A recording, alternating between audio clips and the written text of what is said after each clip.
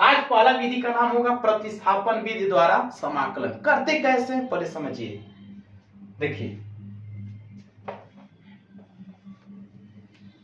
देखिए प्रतिस्थापन विधि द्वारा समाकलन होता क्या है कि अगर मान लीजिए कि अगर कोई फंक्शन दिया है, फंक्शन में कुछ ऐसे टर्म दिखाई देंगे जिनको टी मानना अति आवश्यक है। जब टी मान लेंगे, टी मानने के बाद अब जो फंक्शन दिखाई देगा आपको स्टैंडर्ड फॉर्म में दिखाई देगा। जैसे देखिए कैसे, जैसे मान लीजिए एक साल फॉर्म समझिए। जैसे मान लीजिए integration sine ax plus b dx का करना हो। देखिए ध्यान से, इसके पहले जब पढ़ाया जा रहा था बेसिक समाकलन तो उस कंडीशन में क्या था, ये भी नहीं था, यह भी नहीं था, सिर्फ यही था। तो साइन एक्स का समाकलन क्या होता है, माइनस कास एक्स। लेकिन अब ऐसे सवाल आएंगे जिसमें आपको टी मानना या कुछ भी मानना बहुत जरूरी होगा। जब उसको टी मान लेंगे तो अब फंक्शन वैसा बन जाएगा जिसका बेसिक समाकलन जानते हैं। जैसे देख लीजिए, अगर इतना बड़ा नहीं रहा होता, केवल x रहा होता तो sin x का अवकलन क्या होता है, माइनस का से। लेकिन ax प्लस बी होने के कारण अब क्या करेंगे, होने के कारण इस चीज को t मानेंगे।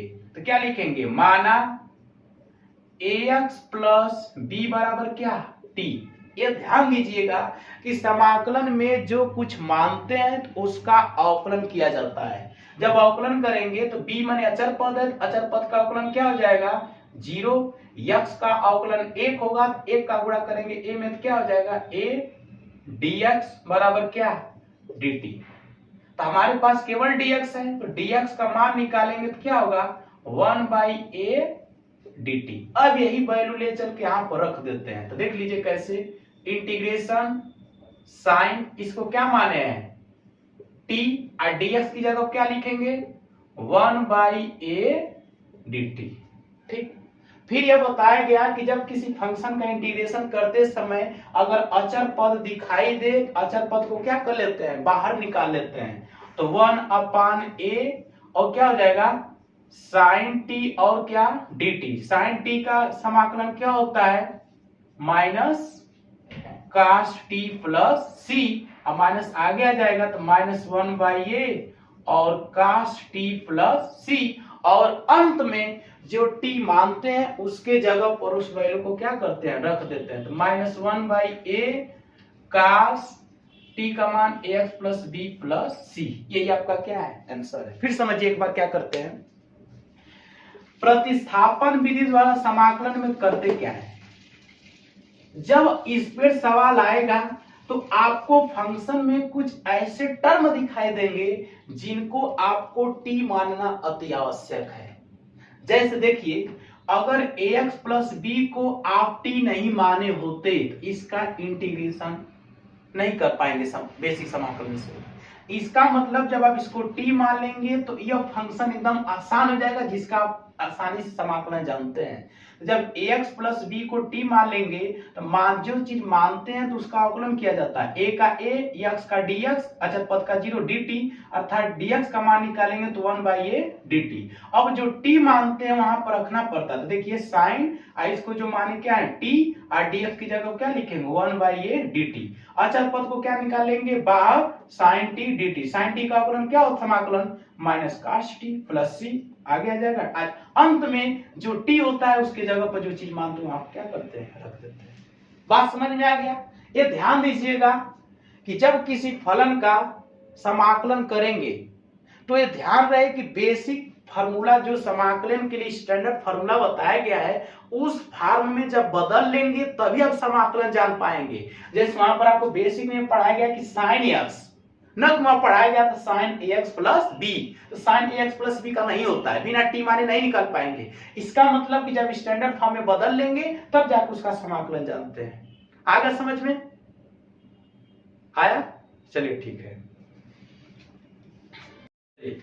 अगला सवाल देखिए, प्रतिस्थापन विधि समाकलन का अगला सवाल देखिए। जैसे देखिए इंटीग्रेशन कास ax प्लस बी dx, इसका समाकलन कैसे करेंगे? आपको बताया गया कि जब तक कोई प्रॉब्लम दिया हो और जब तक आप इसको बेसिक समाकलन के फॉर्मूले में नहीं बदल पाएंगे तब तक आप उस फलन का इंटीग्रेशन नहीं जानते हैं। जैसे देख लीजिए, अगर यह cos x होता है तो इसका इंटीग्रेशन sin x होता है, लेकिन जब ax प्लस बी हो गया आप इसको बिना माने नहीं कर पाएंगे, डायरेक्ट नहीं कर पाएंगे। इसको मतलब कि जो ब्रैकेट में दी गई वैल्यू है इसको t मानेंगे।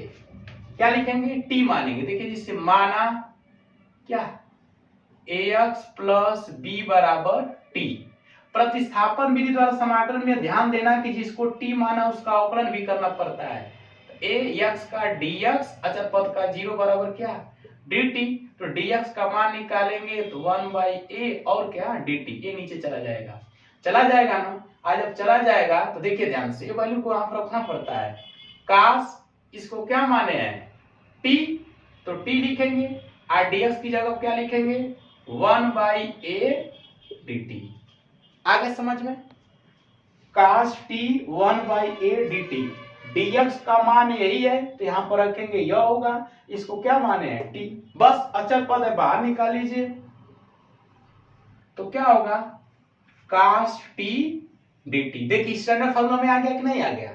आपको बताया गया कि पिछले वीडियो में कि जब तक आप प्रतिस्थापन विधि द्वारा समाकलन में करते क्या है कि t मानने के बाद एक समय ऐसी कंडीशन आ जाएगी वो फॉर्मूला आपका बेसिक समाकलन में चला ही जाता है। देख लीजिए आपके सामने, इसका आसानी से समाकलन नहीं ज्ञात कर सकते तो t माने देखिए आगे आप आसानी से ज्ञात कर लेंगे ना, क्योंकि आपको बताया गया था cos t का क्या होता है sin t, तो cos t का समाकलन क्या होता है sin t और प्लस क्या c, तो 1/a और sin t क्या है ax plus b plus c।